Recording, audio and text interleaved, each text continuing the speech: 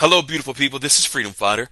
Thank you for tuning into our channel, Goldilocks Global Banking News. Everybody knows that Goldilocks is the #1 source for the RVGCR. People from around the world tune in to see what Goldilocks is sharing on the RVGCR. Don't miss your chance and get your latest updates every day. So like, share, and subscribe to this channel to get your daily podcast from the Goldilocks articles on the RVGCR. Brought to you by Freedom Fighter.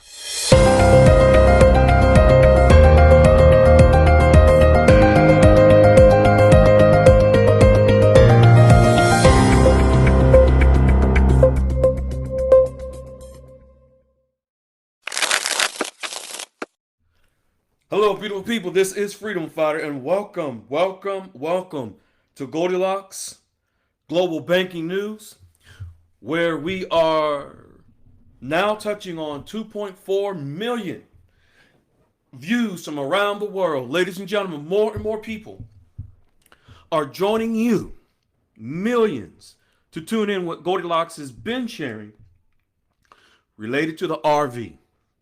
More and more people are becoming awakened to the light that shines deep within them to know that this is truly a blessing that they were born for. All we want to do is just turn that spark on and light within you. Today, Goldilocks is sharing about Iraq. Something very major is about to happen in 23 days with Iraq. Iraq is on the cusp of a new beginning, and we're going to share it with you. Let's jump right into what Goldilocks is sharing today. What Goldilocks brought forth is directly from the CBI. This is an announcement, ladies and gentlemen, that the Central Bank of Iraq has completed its pivot from an electronic transfer platform directly connecting to the international correspondent banks. Now, over the last year and a half or so, Goldilocks has been sharing how Iraq went through training and also actual connections. Actually, Goldilocks shared step by step, month after month after month, as Iraq was going through the process of connecting their banking system to the international correspondent banks. Just so you know what those are, think of the international correspondent banks as international banks that will move the dinar internationally. These are licensed, regulated banks around the world that actually, folks, are the banks that move other foreign currencies around the world.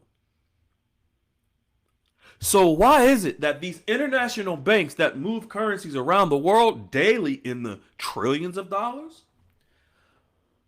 why has Iraq been training for the dinar to connect to those same banks? Well, the obvious is so the dinar can move internationally. So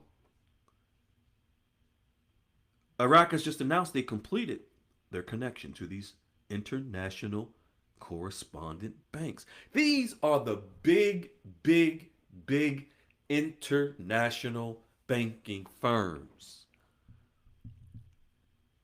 Not small credit unions, community banks, not your banks that you're used to hearing about on a daily basis. Not the banks that you might have bank accounts at. For the audience here in the United States, specifically. These are the big players that move trillions in foreign currency daily.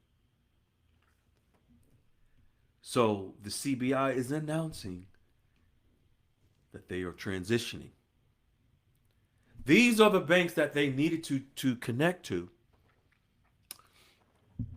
as a prelude to the revaluation of the dinar so that the dinar can move throughout the world internationally. This is also where the World Trade Organization will eventually come into play. Because when they become full members of the World Trade Organization, the dinar will then be able to move internationally in trade. That's where the rates move on the water, as Goldilocks has always said, through trade. Now, on December the 5th, a few days ago, the CBI made another announcement. Not only the CBI, but the IMF, the International Monetary Fund. Remember, there are four global agencies that oversee the RV.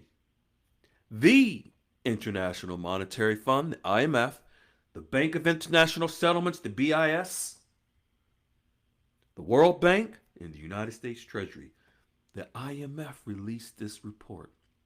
It's Iraq's third national development plan to drive economic diversification, for Iraq to diversify their revenues other than through oil.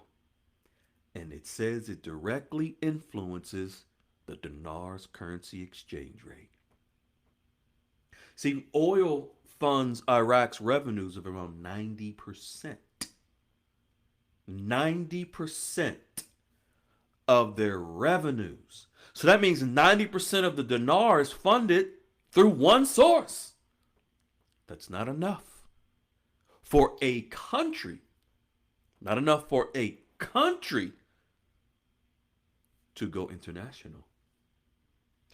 There must be diversification. Just imagine if a country uses 90% of their revenues for global transactions, and for Iraq's case, it's oil. What if, boom, the oil market tanks? What will happen to Iraq and the dinar? It will tank. If 90% of its revenue is coming from oil and oil tanks, what will happen to the dinar, ladies and gentlemen? You got it. It will crash. Is that what we want? double hockey sticks? No. But what Iraq has been working on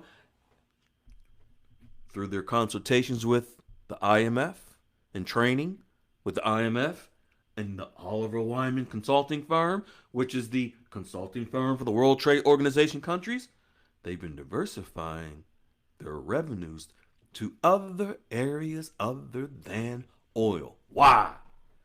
So they can provide the strength and stability behind the dinar and not solely depend on oil. This, just like the term says, you've all heard it. Don't put all your eggs in one basket. Iraq has had all of their eggs in the oil basket for many years. In order for them to revalue the dinar, they had to change that, and they have. Iraq had to support this with various laws, reforms that they have passed through their parliament to support diversifying their revenues, to strengthen the dinar in preparation so that the dinar could revalue, but there had to be the support, the economic support behind the dinar in order to revalue. 90% of their revenue coming from only oil, that's not enough support. Just imagine the United States of America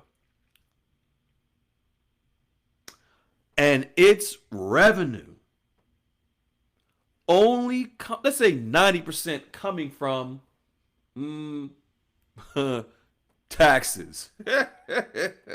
Just imagine 90% of the United States of America's revenue coming from taxes. I'm just using it as an example. And just imagine, folks, there's a financial crisis and people start skipping out on their taxes. They couldn't even afford to get a CPA, go to H&R Block, whatever it may be, and pay their taxes. They're afraid that whatever is going to be taken out of their taxes will be more than what they'll get in return on a refund. People wouldn't be paying their taxes. The United States government would go bankrupt. Do you think that would make sense for the US dollar? That would be no bueno. So, Iraq has done everything they needed and are still continuing to diversify the economy, to strengthen the dinar in preparation for the revaluation of the dinar eventually. They're taking all the steps now. This is a requirement also by the World Trade Organization for them to get full accession into the World Trade Organization. They had to do this, and they've done it. Foreign direct investments are beginning to pump into Iraq, meaning that foreign money from all over the world is now flowing into Iraq the way that many foreign investors are flowing into Vietnam. Now, next, how all this can relate to foreign currency exchange rates of the Iraqi dinar. Let's take a step back. The United Nations assistance mission for Iraq plays a pivotal role in the exchange rate of the dinar. And in 23 days,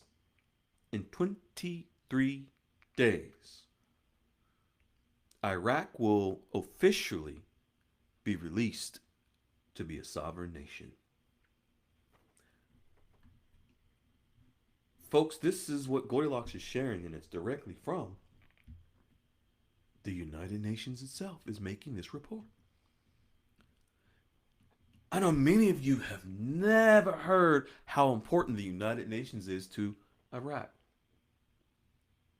For those that have been following Goldilocks, they have. The United Nations, folks, is connected to every port, imports and exports throughout the world. Every trade, port, on the water, the United Nations has an electronic system that's connected to all of them. And that is where currencies move, through that electronic system on the water at these ports. The Iraqi National Security Strategy, this was approved in 2016. Ever since 2016, the United Nations has been working on Iraq to strengthen and prepare them to have a stronger dinar. The current Prime Minister, Sadani, prioritized the stability and counterterrorism and border security and self-reliance in defense. This was a requirement that the United Nations Assistance Mission put on Iraq. Iraq has come up with a campaign named Iraq First. Listen, pay attention. Iraq has come up with created a campaign called Iraq First, which focuses on promoting Iraq's economic sovereignty and stability. Folks, it directly influences the Iraqi dinar exchange rate against other currencies like the US dollar. In layman's terms, it strengthens the dinar, this campaign that they're moving to push now. There are key links that Goldilocks is sharing. They are going to continue to protect their oil revenues, being that it is 90% of their revenue. They're going to reduce dependency on other countries and their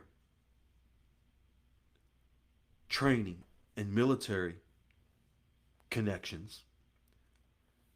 They're going to open up to have more investor confidence into Iraq. And these actions, will directly affect the Iraqi dinar because they will begin to diversify the revenue.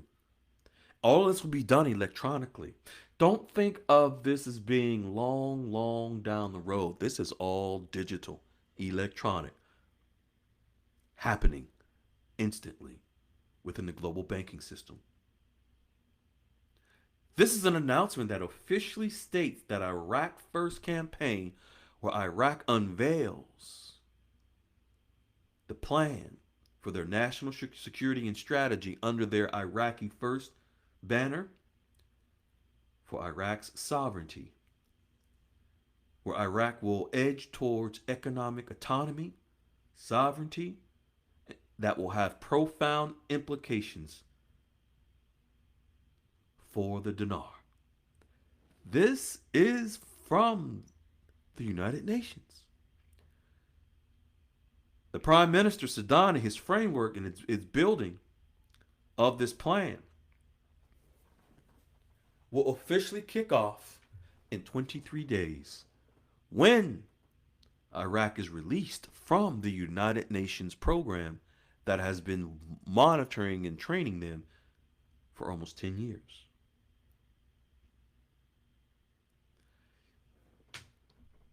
The Iraq First campaign, for Iraq to begin its mission as a sovereign nation in the dinar, it is not it's not an isolated situation. This is recalibrating the dinar. This is reshaping the dinar. It's recalibrating Iraq. It's reshaping Iraq. By Iraq courting balanced foreign direct investments, diversification of their revenues, alongside their domestic reforms, it now puts Iraq on the trajectory and the dinar to increase in value and rate because of its stability increasing. Analysts at the IMF project a stable dinar trajectory coming as a result of this.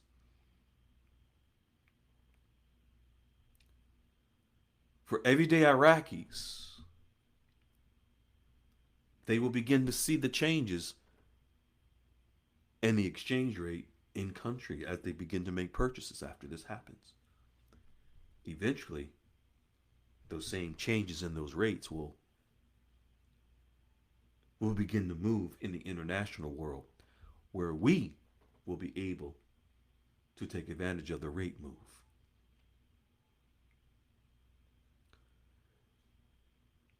This mandate for Iraq First, this is the final chapter of the United Nations support for Iraq.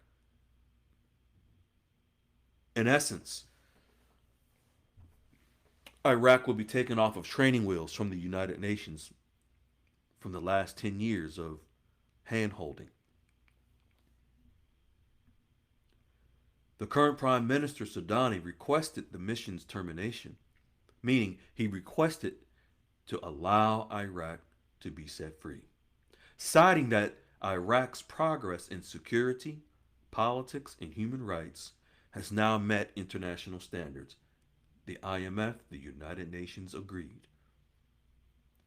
The United Nations Security Council unanimously adopted a resolution 2732, extending this training for Iraq back in 2024, and it ends in 22 days from now. Iraq will officially be released the training wheels, like I said, will come off. It has been very successful for Iraq to fulfill these requirements by the United Nations. Folks, when you think of the United Nations, I know most of you think of all the countries around the world and a unified front, but this is deeper than what many of you may believe or realize. This closure signals Iraq's sovereignty, meaning when I say closure, this 23-day now, in 23 days, when they are officially released from the United Nations program, they will be able to officially kick off the Iraq First campaign for around the world to see. This closure signals Iraq's sovereignty but underscores the need for sustained regional cooperation, meaning cooperation within the Middle East region, so that it can span throughout the globe. In a landmark step toward Iraq self-determination, the United Nations Security Council literally voted for this to happen for Iraq.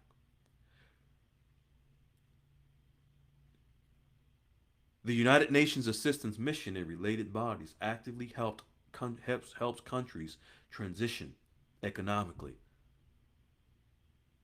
They have helped Iraq. This closure and this era for Iraq now to begin their newfound freedom.